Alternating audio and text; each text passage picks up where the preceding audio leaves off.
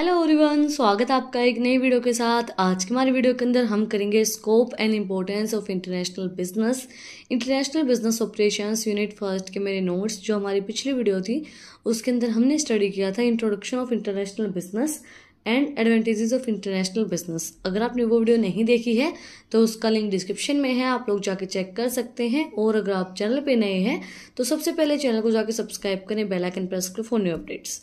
तो आज की वीडियो के अंदर हम स्टार्ट करते हैं इंटरनेशनल बिजनेस के scope. Firstly, international trade. International business includes importing and exporting goods and services among different countries of the world. It also includes transferring intellectual properties such as copyright, patents, trademark, etc. International business के अंदर include किया जाता है importing and exporting. आप सभी को पता है इंटरनेशनल बिजनेस का मतलब क्या होता है, गुड्स को एक्सपोर्ट करना और इंपोर्ट करना एक कंट्री से दूसरी कंट्री के अंदर, पूरे वर्ल्ड के अंदर। तो इसके अंदर इंक्लूड क्या किया जाता है, जो हमारी ट्रांसफर जब हम करते हैं कोई भी प्रॉपर्टी, तो उसके जो कॉपीराइट्स हैं कि अगर ये इसने बनाई है तो ये इसी के नाम से चलेगी, वहां भी उसके पेटेंट्स, उसका ट्रेडमार्क, अगर ट्रेडमार्क जो उसका है, अगर उसका ट्रेडमार्क, जैसे कि अभी कोई भी प्रोडक्ट है उसके ऊपर हमारे उसका जो एक ट्रेडमार्क होता है, जैसे नाइकी के ऊपर जो राइट साइन होता है, तो उसी तरीके से जो भी उसका ट्रेडमार्क होता है तो वो वहीं पे भी उसी ट्रेडमार्क के साथ ही चलेगा। तो इंटरनेशनल ट्रेड के अंदर ये चीजें इंक्लूड की जाती हैं। और उन कॉपीराइट, पेटेंट्स, ट्रेडमार्क से क्या होगा कि बाहर की जो कंपनियां हैं वो भी आपकी कंपनी को जानेंगी कि भी ये भी कंपनी है, ये इनका ट्रेडमार्क है, ये इन्होंने इस चीज़ के ऊपर कॉपीराइट लगवा रखा है, ये इनके पेटेंट्स राइट है, ये हम अपने कहीं भी यूज़ नहीं कर सकते हैं। नेक्स्ट है हमारा foreign direct investment. Another area of international business is establishing production centers in foreign countries by making a direct investment. It refers to as a foreign direct investment. Another area क्या है international business का कि establish करते हैं production centre को जो foreign countries के अंदर चलाया जाता है, जो डायरेक्टली इन्वेस्ट कर सकती हैं। ऐसा नहीं होता कि ये बोलते कि जो बाहर की कंपनी उसका हमारी कंट्री के अंदर भी शेयर है, या बाहर की कोई कंपनी हमारी कंट्री के अंदर आके अपने प्रोडक्ट्स को सेल कर रही है, या अपने जो कंपनी उसने खोल ली है, तो वो हम बोलते हैं फॉरेन डायरेक्ट इन्वेस्टमेंट। फॉरेन से डायरेक्टली इन्वेस्टमेंट की जाए या हम फॉरेन में डायरेक्टली इन्वेस्ट करें। नेक्स्ट है licensing and franchising. Licensing is an area of international business in which a foreign company gives a license to a company to another countries to sell its products or use its intellectual property in exchange for a fee. For example coca cola, Pepsi etcetera जो हमारी foreign countries के अंदर बनती, cocoa Cola हमारी country की नहीं है, तो जो फॉरेन के अंदर आती, तो हमारी कंट्री ने उसको क्या दे रखा है, लाइसेंस दे रखा है कि आप यहाँ पे आके सेल कर सकते हैं। तो जैसे ये नहीं होता कि टिकटॉक इंडिया के अंदर बैन हो गया, इंडिया ने उसको लाइसेंस नहीं दिया, बट पाकिस्तान के अंदर अब भी है तो वो उसके ऊपर लाइसेंस है। देन फ्रेंचाइजीज जो दी जाती हैं, जैसे कि ये नहीं होता कि अलग अलग स्टेट के अंदर अपनी अलग अलग फ्रेंचाइजी खोलना, तो ऐसे ही दूसरी कंट्री की हमारी कंट्री के अंदर फ्रेंचाइजी खोलना वो भी प्रोवाइड करवाया जाता है with the help of international business. Next है joint ventures. Joint ventures are one more spheres of international business. Sometimes companies instead of going directly to the foreign market go form joint venture with the local companies of the foreign countries. कई बार क्या होता है कि एक spare होता है international business का, तो कई बार क्या होता है कि जो कंपनीज हैं वो डायरेक्टली नहीं जाती हैं फॉरेन मार्केट के अंदर, वो लोकल जो कंपनीज होती हैं फॉरेन की कंट्रीज के अंदर उनसे संपर्क करते हैं, मार्केट में नहीं जाते। जो लोकल हमारी, जैसे कई बार क्या होता है कि मार्केट से बाहर कुछ शॉप नहीं होती जो लोकल होती है, हम उनसे कांटेक्ट करें, उनसे कोई सामान मंगवा लें, तो वो होता है जॉइंट वेंचर्स। नेक्स्ट है हमारा contract manufacturing and outsourcing. In countries where labours cost is high, companies resorts to contract manufacturing or outsourcing. They enter into a international manufacturing contract or outsourcing contract with companies in other countries where labor cost is low. क्या होता है कि इसके अंदर बोला गया है कि एंटायर जब इंटरनेशनल जो मैन्युफैक्चरिंग कॉन्ट्रैक्ट होता है वो आउटसोर्सिंग कॉन्ट्रैक्ट भी कर लेते हैं कई बार, जब कोई कंपनी अनदर कंट्री के साथ लेबर कॉस्ट जिसकी लो हो उसके साथ, ये नहीं होता है कि हमारी कंट्री के अंदर लेबर कॉस्ट कम है, हम लेबर को 500 रुपये देते हैं, और वहाँ की जो कंट्री है उसके अंदर लेबर कॉस्ट ज़्यादा है, तो हमारी कंट्री के लेबर लगा के वहाँ पे जाके वो काम करें और उनको पैसा मिले, उतना ही दे दें और वहाँ उनको फिर कम पड़े। ऐसा नहीं होता कि आप लोगों ने सुना होगा जो बिहार के लोग होते हैं, मैं ये नहीं बोलूँगी बिहार के लोग मतलब वही काम करते हैं, बट ये नहीं बोलते कि हमारे यहाँ काम, वहाँ बेरोजगारी है, ये आप सभी को पता है। तो वहाँ बेरोजगारी है, तो वहाँ के लोग हमारी जो स्टेट्स हैं वहाँ पे आके काम करते हैं, तो उनको कम पैसा दिया जाता है, ये मैंने भी देखा है। उनको कम चार्ज किया जाता है, उनको कम पैसा दिया जाता है। तो वही चीज़ इंटरनेशनल बिजनेस के अंदर होती है, जहाँ की लेबर की कॉस्ट कम होती है तो वो वहाँ से लेबर बुला लेते हैं और वहाँ उनके काम करवा के उनको कम पैसा दिया जाता है। तो उसी तरीके से जैसे हमारे यहाँ पे होता है, आप लोगों ने देखा होगा कि बिहार की जो लेबर होती है वो बुला ली जाती है और फिर उनको यहाँ कम चार्ज दिया जाता है, यहाँ उनको कम पैसा दिया जाता है, क्योंकि वहाँ पे इतना रोजगार नहीं होता है। Importance of international business. Importance क्या रहेंगी इंटरनेशनल बिजनेस की, हमें दो तरीके से बताई गई हैं। फर्म के लिए क्यों इम्पोर्टेंट रहेगा इंटरनेशनल बिजनेस और नेशन के लिए क्यों इम्पोर्टेंट रहेगा international business. Firstly, for the firm, higher profit than the domestic markets, optimum utilisation of capacity, economic of sale, escape of stiff domestic companies, product maturity, enhanced business growth. Next, nation के लिए क्यों रहेगा, foreign की earning, foreign exchange, optimum use of national resources, creating of employment opportunity, enhanced growth prospectives, cultural exchange, political cooperations, improving the standard of living. Firstly हम firm के point of view से study करते हैं। Higher profit than the domestic market.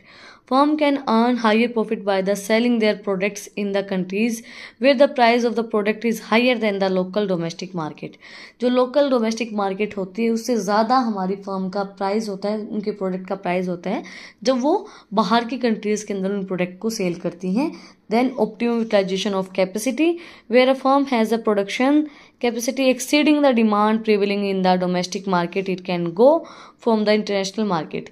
देखो, एक तो आप India के अंदर ही प्रोडक्ट को सेल करते हो, एक आप बाहर भी कर रहे हो, पूरे वर्ल्ड के अंदर अपने प्रोडक्ट्स को सेल कर रहे हो, तो वो ऑब्वियस सी बात है आपके प्रोडक्ट्स को यूटिलाइज करेगा। आपकी कैपेसिटी जितना आप प्रोड्यूस कर सकते हो उतना ज़्यादा आप करेंगे तो आपकी कैपेसिटी पूरी यूटिलाइजेशन होगी, जितना आप यूटिलाइज कर पाते हो उतना आप कर पाएंगे। और जैसे अगर आप इंडिया के अंदर करेंगे तो पूरा यूटिलाइजेशन इन चीज़ों का नहीं हो पाएगा, और बाहर भी लोग अगर उनको पसंद करेंगे, बाहर भी आप उनको सेल करोगे तो फुल्ली उन रिसोर्सेज का यूटिलाइजेशन हो सकता है। Economics of scales, when production is done at a large scale, firm enjoy economics of scales. In this way it helps the firms to reduce the per units cost of the product and increase profit margin. जब production जो होती है वो हमारी large scale पे होती है, जब हम बहुत ज़्यादा प्रोडक्शन करते हैं तो उस टाइम पे हम इंजॉय करते हैं इकोनॉमिक ऑफ स्केल को, क्योंकि जब प्रोडक्शन लार्ज स्केल पे होगी तो आपको कॉस्ट कम लगेगी, पर यूनिट जो आपकी कॉस्ट होगी वो कम होगी, आपका प्रॉफिट जो होगा वो ज़्यादा होगा। नेक्स्ट है escape to stiff domestic competition. Going global is the perfect escape for the business that are facing harish domestic competitions. जब आप डोमेस्टिक कंपटीशन को फेस करते हो तो मतलब बाहर जाना, कंट्रीज, दूसरी कंट्रीज के अपने प्रोडक्ट को सेल करना, वो बहुत ज़्यादा हेल्पफुल रहता है। देन नेक्स्ट है product maturity. When a firm product reach the maturity stage in the home market, the firm can restart the product life cycles product life cycles of the product by recycling the products and international market।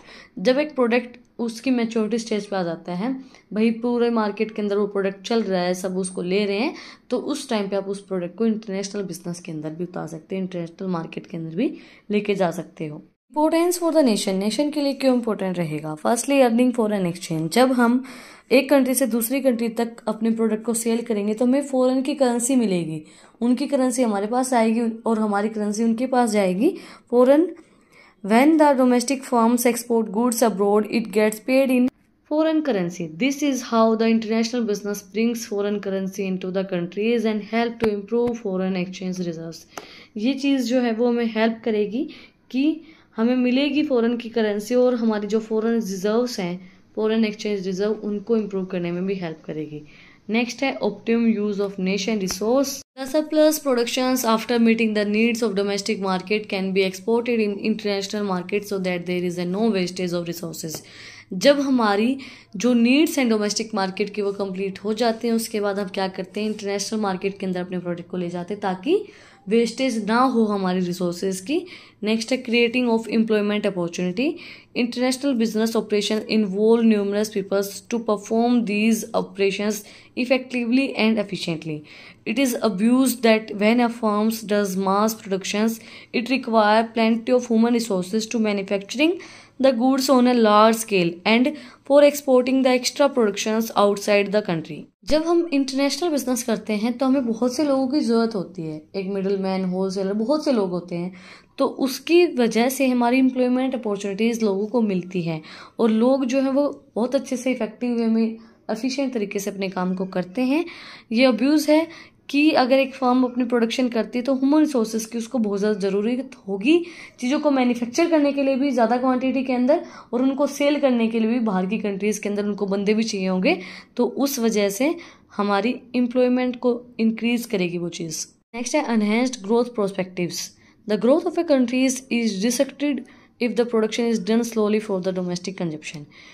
जो growth है countries के अंदर वो restricted की जाती है जब production जो हमारी वो स्लोली हो रही है डोमेस्टिक कंजप्शन के अंदर, तो वो उस चीज़ को एनहेंस करती है कि आप प्रोडक्शन ज़्यादा करें, स्लोली ना करें।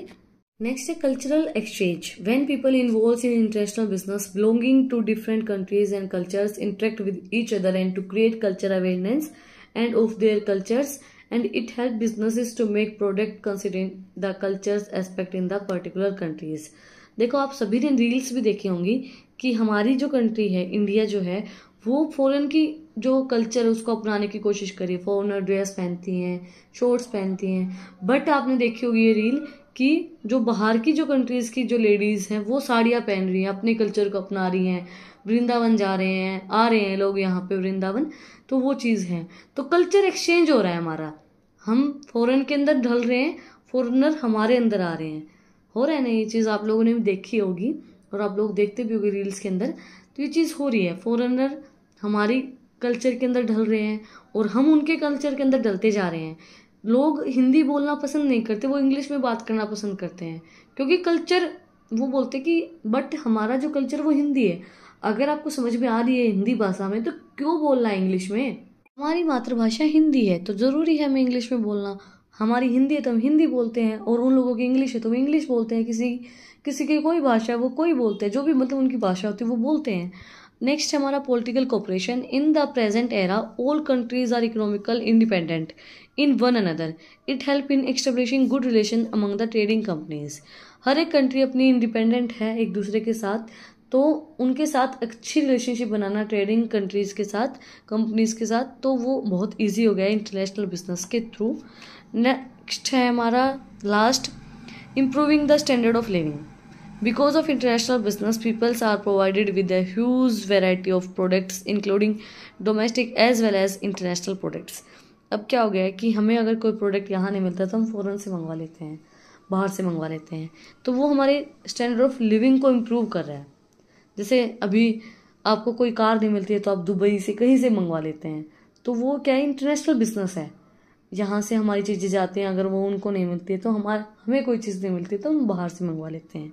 तो वो होता है, वो इम्प्रूव कर रहा है हमारे स्टैंडर्ड ऑफ लिविंग को और इंटरनेशनल बिजनेस को भी बढ़ाने में हेल्प कर रहा है। इसी के साथ आज का जो हमारा टॉपिक था scope and importance of international business वो कंप्लीट हो गया है। अगर आपको आज की वीडियो पसंद आई तो आप लोगों को पता ही क्या करना है, कमेंट सेक्शन में मुझे बताना है कि आपकी वीडियो कैसी लगी। कोई भी डाउट है तो वो भी आप लोग कमेंट सेक्शन में मुझसे पूछ सकते हैं।